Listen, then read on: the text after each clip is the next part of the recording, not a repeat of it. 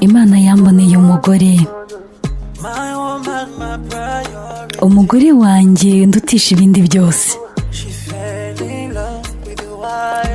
Yaguye mu rukundo n'uwo ndi we, asobanuye isi yose kuri njyewe. Urankunda neza cyane ndetse kuruta uko njye ubwanjye nikunda. Ndashaka rwose kubimenya. Uranyizera neza cyane ndetse kurusha uko njyewe niyizera.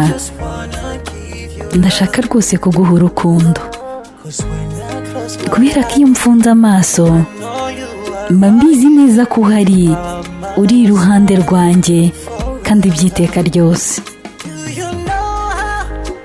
Ese waba uzi inshuro koko nagusengeye? Nasenze rwose igihe kinini cyane ku bwawe mukundwa. Mbere uwanjye iteka, ndagusezeranya ko nta na rimwe nzigera ngusiga rwose mukundwa. Iyi ni indahiro yanjye. Ndi uwawe nawe uri uwanjye, nguhaye umutima wanjye. Iyi ni indahiro yanjye.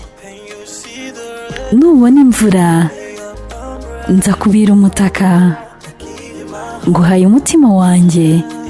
Iyi ni indahiro yanjye. Urukundo rwacu ruzakura iteka n'iteka, kandi nawe urabibona, uzabibona. Mwiza nahawe n'Imana. Ndagukunda nk'uko Kristo akunda itorero. Nta muntu ushaka kugusimbura. Uri nimero yanjye ya mbere. Rwose nzakubera indahemuka. Nzatuma iminsi yawe iba iy'ibyishimo n'umunezero. Rwose nzakwibagiza agahinda nkajyane kure cyane. Urankunda neza ndetse neza cyane kurusha uko njye nikunda.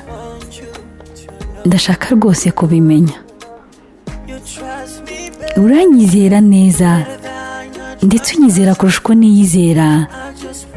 Ndashaka rwose kuguha urukundo,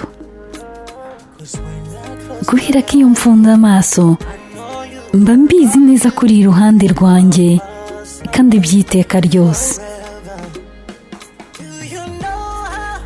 Ese waba uzi inshuro koko nasenze ku bwawe? Rwose nasenze igihe kinini cyawe ku bwawe mukundwa. Mbere uwanjye iteka, ndagusezeranya ko nta na rimwe nzigera ngutererana mukundwa, kandi iyo ni indahiro yanjye.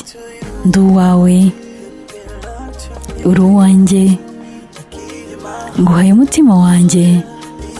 Iyi ni indahiro yanjye.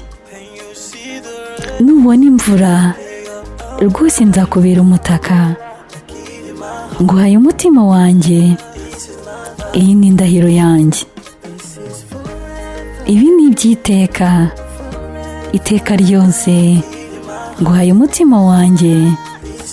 Iyi ni indahiro yanjye. Nubona imvura nzakubera umutaka, nguhaye umutima wanjye. Iyi ni indahiro yanjye.